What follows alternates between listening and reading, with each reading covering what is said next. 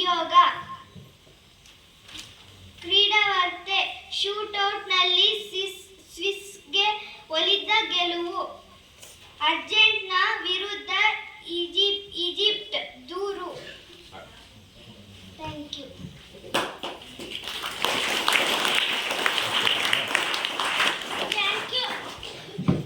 Thank you, Vaishnavi. Next, I invite Maitri to present today's thought for the day. Thought for the day. It is very easy to defeat someone, but it is very hard to win someone. 1 second. Thought for the day. It is very easy to defeat someone, but it is very hard to win someone. ಇದರ ಅರ್ಥ, ಯಾರನ್ನಾದರೂ ಸೋಲಿಸುವುದು ತುಂಬಾ ಸುಲಭ, ಆದರೆ ಅವರ ಮನ ಗೆಲ್ಲುವುದು ತುಂಬಾ ಕಷ್ಟ. ಧನ್ಯವಾದಗಳು. Thank you, Maitri. Next, I invite Vindhya to present today's prayer activity. ನಾವು ಒಬ್ಬರ ಹತ್ತಿರ ಕ್ಷಮೆ ಕೇಳಿದಾಗ ತಪ್ಪು ನಮ್ಮದೇ ಅಂತಲ್ಲ. ಕ್ಷಮೆ ಕೇಳೋದು ನಾವು ಸಂಬಂಧಕ್ಕೆ ಕೊಡುವ ಬೆಲೆ. ಒಂದು ಸಂಬಂಧ ಉಳಿಯುತ್ತೆ ಅನ್ನೋದಾದ್ರೆ ಕ್ಷಮೆ ಕೇಳೋದ್ರಲ್ಲಿ ಯಾವ ತಪ್ಪೂ ಇಲ್ಲ. 1 ಸೆಕೆಂಡ್. ನಾವು ಒಬ್ಬರ ಹತ್ತಿರ ಕ್ಷಮೆ ಕೇಳಿದಾಗ ತಪ್ಪು ನಮ್ಮದೇ ಅಂತಲ್ಲ. ಕ್ಷಮೆ ಕೇಳೋದು ನಾವು ಸಂಬಂಧಕ್ಕೆ ಕೊಡುವ ಬೆಲೆ. ಒಂದು ಸಂಬಂಧ ಉಳಿಯುತ್ತೆ ಅನ್ನೋದಾದ್ರೆ ಕ್ಷಮೆ ಕೇಳೋದ್ರಲ್ಲಿ ಯಾವ ತಪ್ಪೂ ಇಲ್ಲ. ಧನ್ಯವಾದಗಳು. Thank you, Vindhya. Next, I invite Pratik to present today's prayer activity. ವಚನ. ಬೆಟ್ಟದ ಮೇಲೊಂದು ಮನೆಯ ಮಾಡಿ, ಮೃಗಗಳಿಗೆ ಅಂಜಿದಡೆಂತಯ್ಯ. ಸಮುದ್ರದ ತಡಿಯಲೊಂದು ಮನೆಯ ಮಾಡಿ, ನೊರೆ ತೆರೆಗಳಿಗಂಜಿದಡೆಂತಯ್ಯ. ಸಂತೆಯೊಳಗೊಂದು ಮನೆಯ ಮಾಡಿ, ಶಬ್ದಕ್ಕೆ ನಾಚಿದಡೆಂತಯ್ಯ. ಚನ್ನ ಮಲ್ಲಿಕಾರ್ಜುನ ದೇವ ಕೇಳಯ್ಯ. ಲೋಕದೊಳಗೆ ಹುಟ್ಟಿದ ಬಳಿಕ ಸ್ತುತಿ ನಿಂದಗಳು ಬಂದಡೆ, ಮನದಲ್ಲಿ ಕೋಪವ ತಾಳದೆ ಸಮಾಧಾನಿಯಾಗಿರಬೇಕು. ಅಕ್ಕ ಮಹಾದೇವಿ.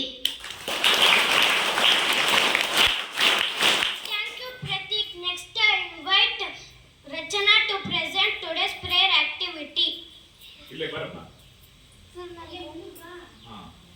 ಲೇಖನ ಚಿಹ್ನೆಗಳ ಬಗ್ಗೆ ತಿಳಿಸುತ್ತೇನೆ.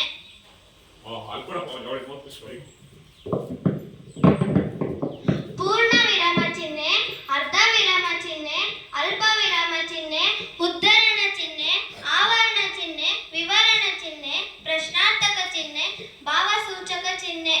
ಪೂರ್ಣ ವಿರಾಮ ಚಿಹ್ನೆ, ಅರ್ಧ ವಿರಾಮ ಚಿಹ್ನೆ, ಅಲ್ಪ ವಿರಾಮ ಚಿಹ್ನೆ, ಉದ್ಧರಣ ಚಿಹ್ನೆ, ಆವರಣ ಚಿಹ್ನೆ, ವಿವರಣ ಚಿಹ್ನೆ, ಪ್ರಶ್ನಾರ್ಥಕ ಚಿಹ್ನೆ, ಭಾವಸೂಚಕ ಚಿಹ್ನೆ. ಧನ್ಯವಾದಗಳು.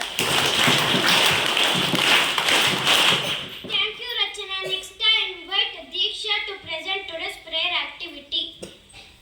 ದಾರ ಬೇಂದ್ರೆ ಅವರ ಬಗ್ಗೆ ಒಂದೆರಡು ಮಾತನಾಡುತ್ತಿದ್ದೇನೆ.